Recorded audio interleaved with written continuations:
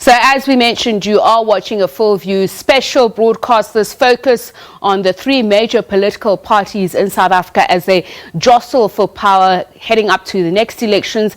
The COVID-19 pandemic has thrown a spanner in the works for politics. In the build-up to local government, political parties will have to gauge the electorate's appetite for politics, especially after so many South Africans lost their livelihoods and struggled to adjust to the new normal. The African National Congress is our first political party. We'll be putting them in the spotlight this evening. We'll dissect some of the events that unfolded over the past few months as we all tread along in these uncertain times. And to do just that is ANC Treasurer-General Paul Mashatile. He joins me now. A very good evening to you, Mr. Mashatile, and thank you so much for speaking to us.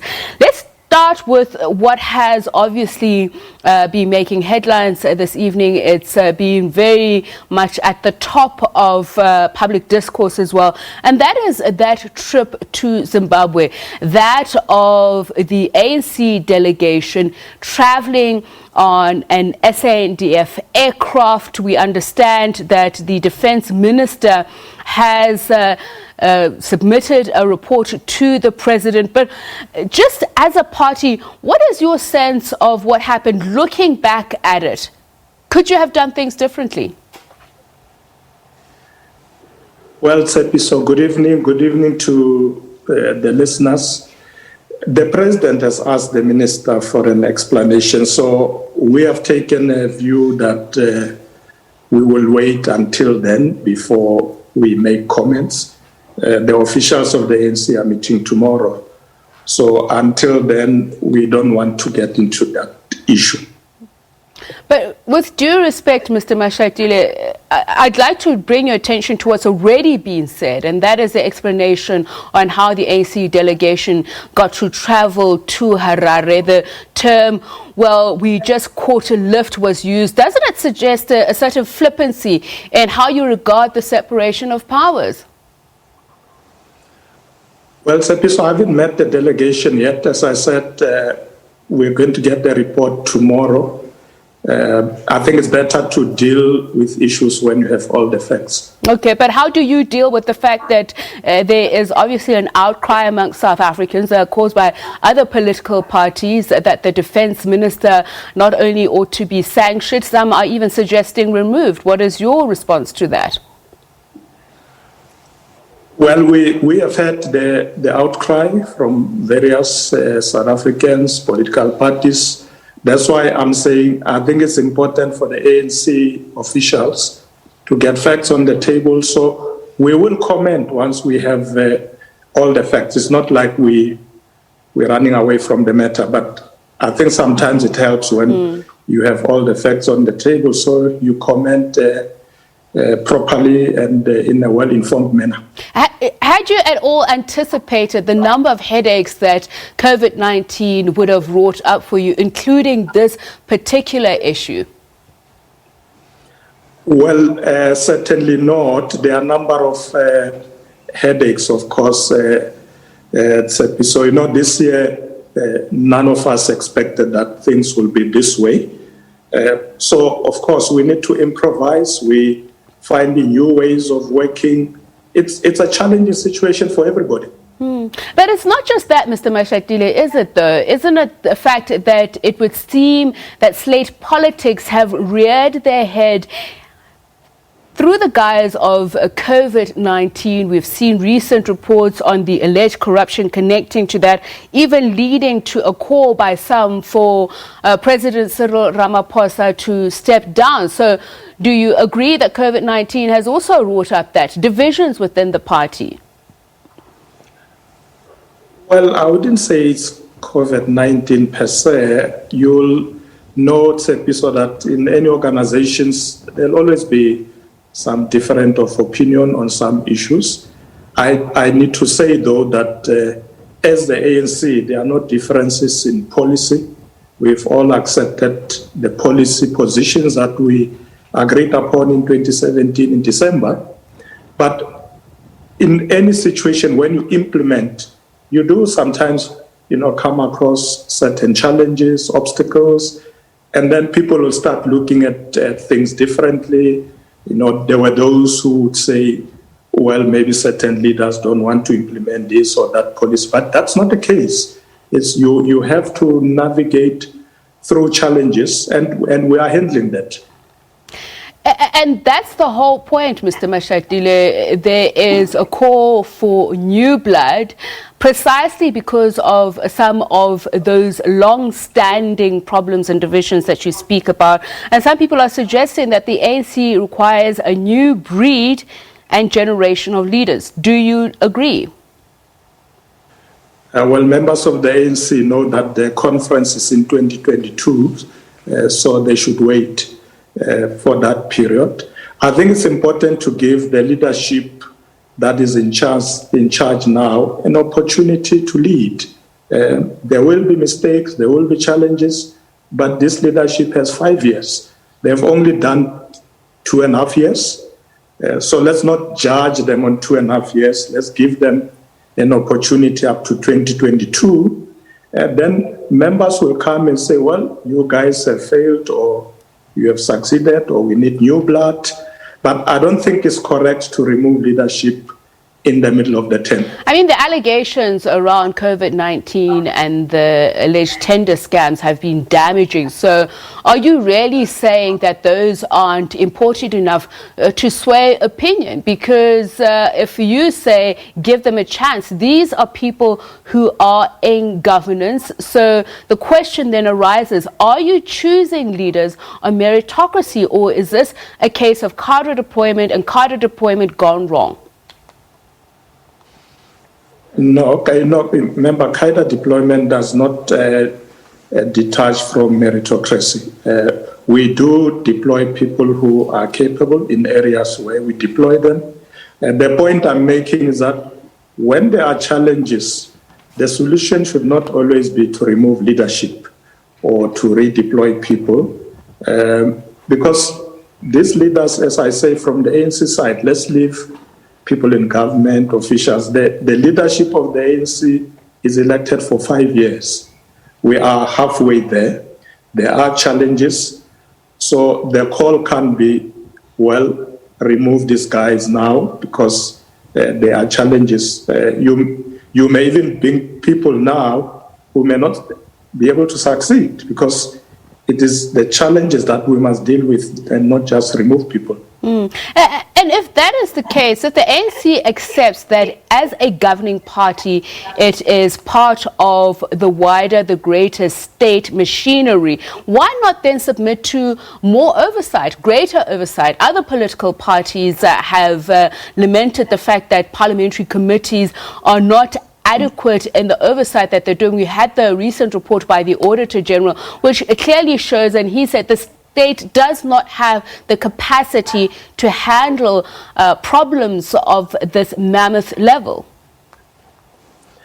Well, Parliament has a very rigorous oversight process or processes.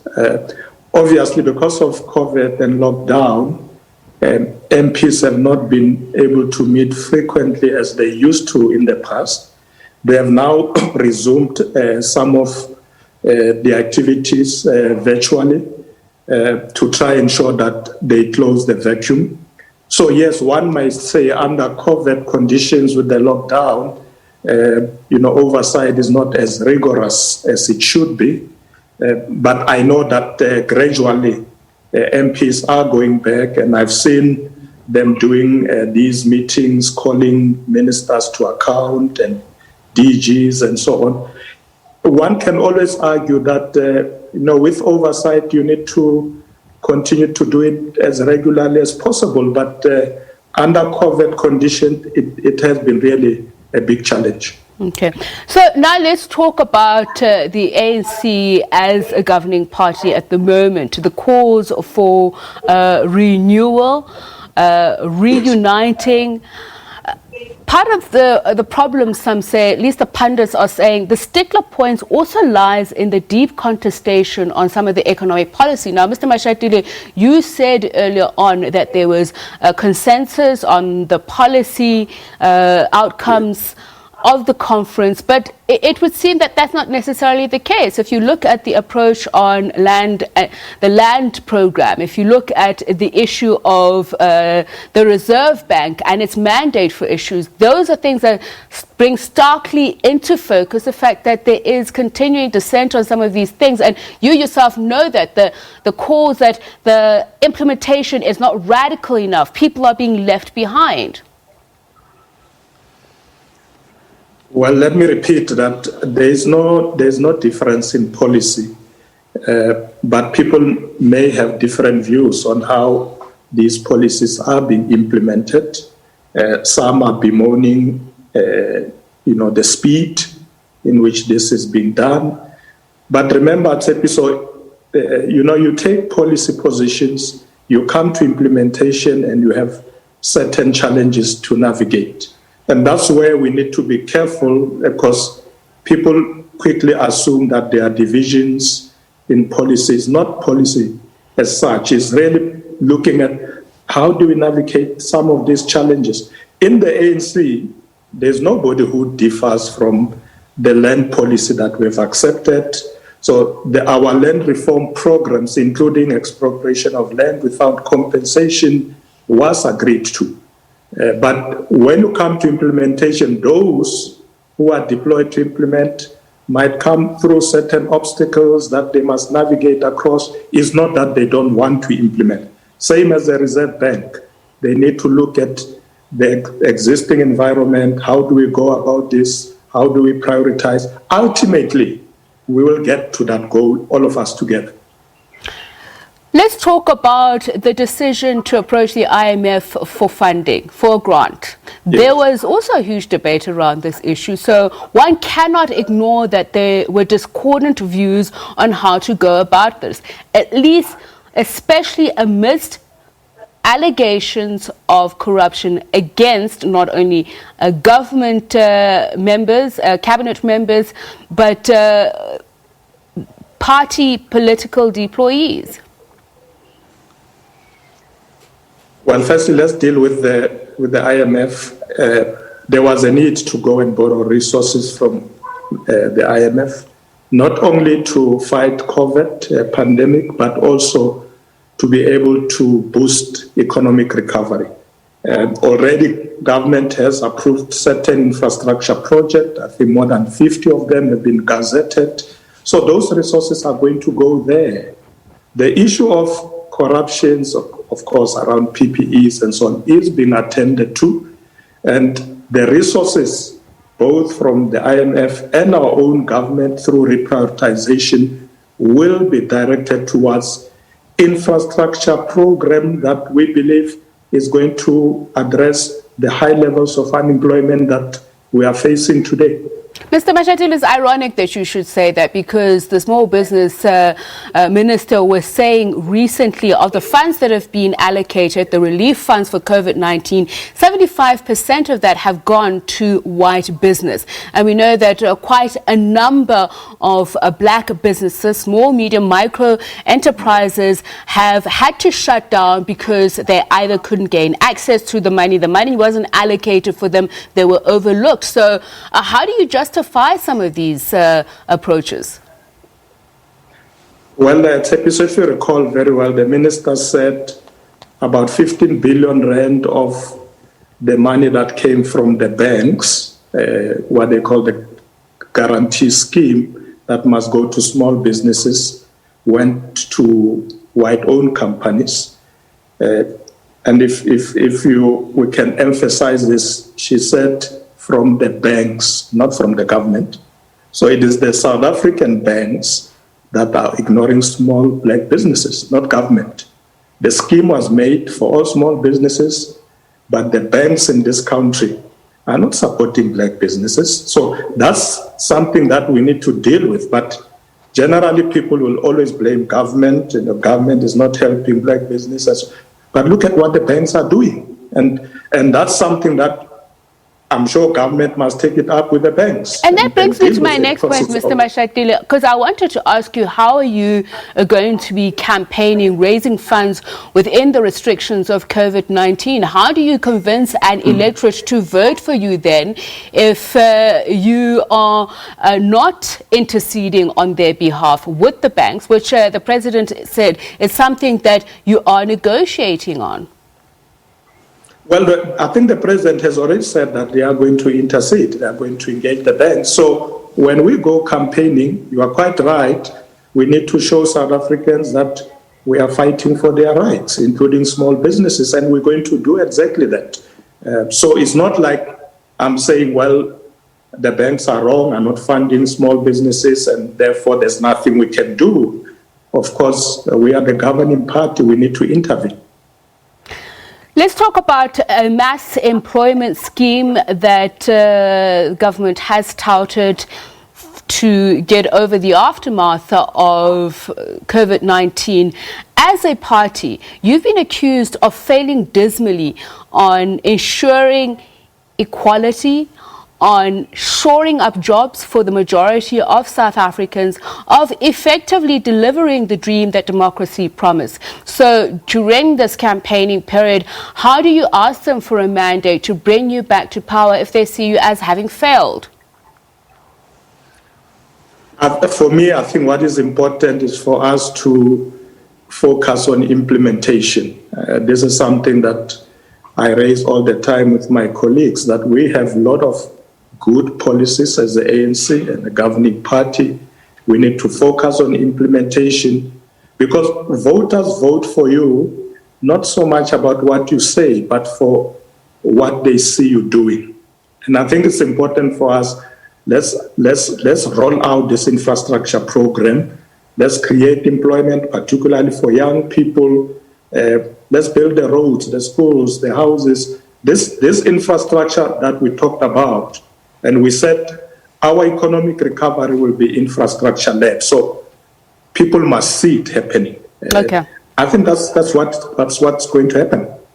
All right. Thank you very much. The ANC's Treasurer-General... Thank you very much, Sepiso. Thank you very much. The ANC's Treasurer-General Paul Mashatile, and we will be speaking in just a moment to Professor Adam Habib to get analysis on this. In the meanwhile, please do write into us, #FullView on Twitter. Share your thoughts with us, what you've heard the Treasurer-General of the African National Congress say on the state of the party, divisions or no divisions, and whether or not they've handled the COVID-19 crisis properly, adequately. Are they delivering on the promises that they've made? Well, Professor Adam Habib, who is also Wits University vice-chancellor, joins us now for this. Professor Habib, a very good evening to you. Thank you for having me. You've been listening into that conversation. What are your thoughts? Well, you know, it's long and promising. Big question that got asked is, do you have the execution capacity? What Paul Mashatile ended up with was, well, we're going to build roads. We're going to build houses. We're going to ensure that sanitation is put in place. None of that's going to happen without state capacity.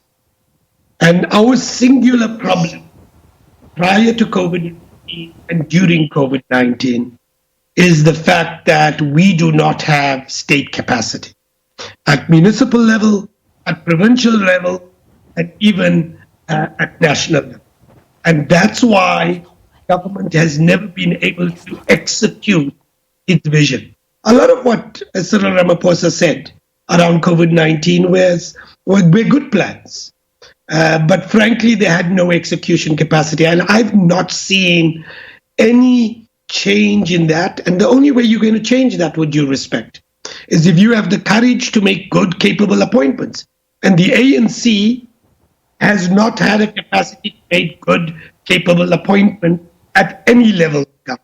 And that's the singular problem we have. And when I asked a question to Mr. Mashatile about cadre deployment vis-a-vis appointments made on meritocracy. He says they don't divorce the one from the other, and yet from the criticism that's been labelled against the party and some of the mistakes that he says that have been called out are surely mistakes that should not be made if the appointments are based on meritocracy and a long track record of being successful in that portfolio. So I think that the problem is at two levels. It seems to me that the first big challenge is any party in any democracy has a level of cadre deployment. But the level of cadre deployment is limited to political appointments, not the civil service. In a democracy, when you blur the boundaries between party and state, you get the problem that you have. And we've had cadre deployment across the system. Not simply political appointment, but deployment at civil servant level. That's the first big problem. And frankly, those have not been meritocratic things. Simply ask yourself how many of the cabinet truly understand the portfolio they're responsible. Ask yourself how many of the MPs in national parliament actually understand the portfolio that they sit. And then you can ask whether this is a party that has any level of capacity. But I do think that the civil servant is itself, really the public service is very weakened in capacity. Partly because of cadre deployment, and partly because we've divorced transformation from capability. I've seen this in multiple institutions. I've had to stare down unions and many others when they see transformation and capabilities as separate. They're not separate. They should never be separate. Capabilities and transformation should be a singular process. And that's been government's problem, but it's also the problem of the tripartite alliance. Professor Habib, speaking of separate, I spoke to Mr. Mashatile about the separation of powers. Obviously, this thing that has thrown up a storm, the issue of the ANC delegation traveling to Harare on an SANDF aircraft. Obviously, he says they won't comment about it. But I asked him if it wasn't flippant for the delegation to explain their having gone there by saying they merely caught a lift. Does it not belie a lack of seriousness on this issue of separation of powers? Absolutely. I think that it's a blurring of party and state. What it says is frankly a complacency about corruption and a self-entitlement by the party elite. The fact that they think that they can hop onto a state plane and not reimburse the state is outrageous. It's showing a level of complacency about corruption that is shocking. And frankly, they need to be held accountable. It is outrageous that ANC politicians think they can hop onto a state plane without reimbursing the state for that. This is just outrageous corruption. This is the equivalent of the kinds of corruption you've seen in other occasions. And it is precisely these politicians who don't take corruption seriously that can do that. They don't even realize when they're being corrupt. That's how bad things have become. And I think courage to tell them that. Some have suggested, Professor Habib, that the ANC suffers the burden that of a liberation struggle movement that has made promises based on democratic principles which they have not been able to honor. The burden of holding on to that is what is keeping them from actually fulfilling what some should say should be a second wave of liberation for the younger generation. So what I think is actually, I don't think it's the issue of that they have tied themselves to a set of values or principles. What I think it is, politicians in any state deliver because the leverage against them is that they can get thrown out of power. When they know they're going to get thrown out of power, there is an incentive for them to deliver. If they do not believe they can be thrown out of power, there's no incentive for them to deliver. That's how democracies work. And the problem in South Africa is ANC politicians do not believe they can get kicked out of power. And that's the singular challenge, how to create a viable opposition party that puts all politicians on their toes. The problem with these buggers is they do not believe they can get thrown out of power. Yes, they lost Johannesburg. Yes, they lost Tshwane. But they do not believe the opposition constitutes a viable alternative at the national level. And so long as that doesn't exist, they do not believe they're under threat. When they're under threat, they will become responsible. And I think that's the singular weakness of the South African political system.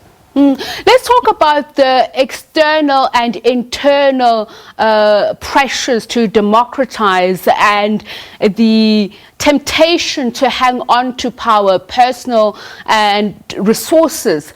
How has the ANC managed that as a party? As you mentioned, that they've lost support, but they seem very confident that they can get another mandate to govern. But given the current climate, that of gross public distrust, are they managing this properly?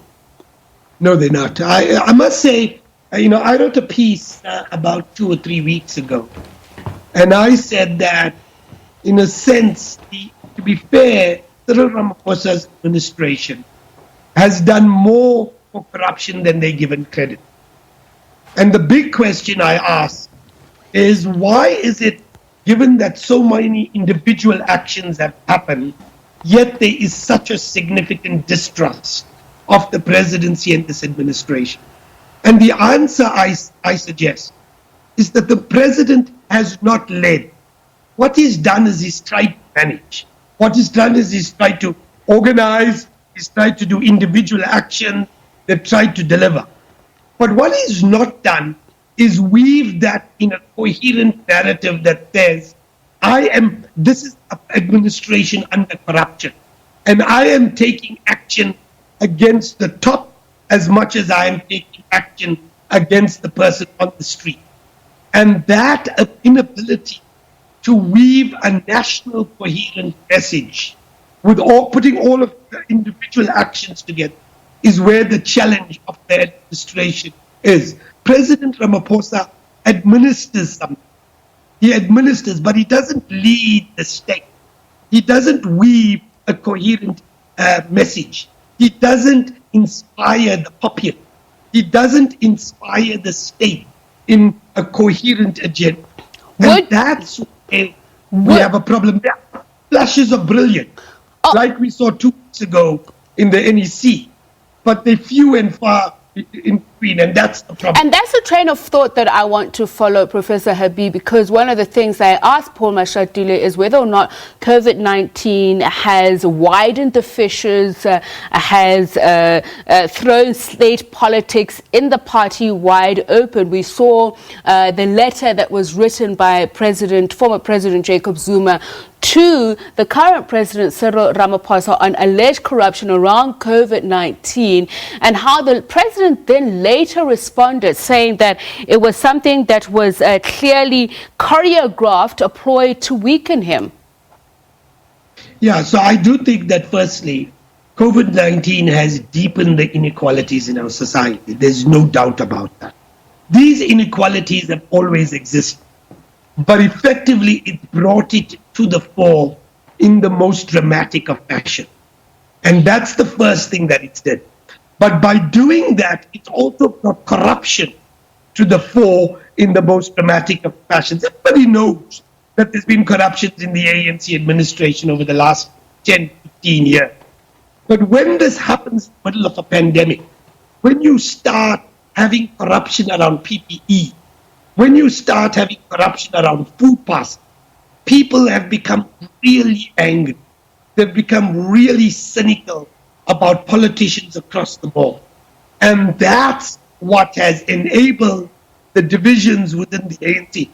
Cyril Ramaphosa was forced to act in the way that he did because he witnessed the anger of society at the ANC and at ANC politicians. And to mitigate that, he wrote the letter. And that just creates the divisions within the party. So very briefly, Professor Habib, given all that you have just said, how difficult or easy will it be for the ANC to campaign and raise funding for that during COVID-19 under this cloud? It's going to be very difficult unless President Ramaphosa leads. This is what has to happen. President Ramaphosa has to now take leadership. He has to stand up and say, I'm standing up against the state capture crowd. I am going to stand up against senior leadership of the state capture crowd. He has to stare them down.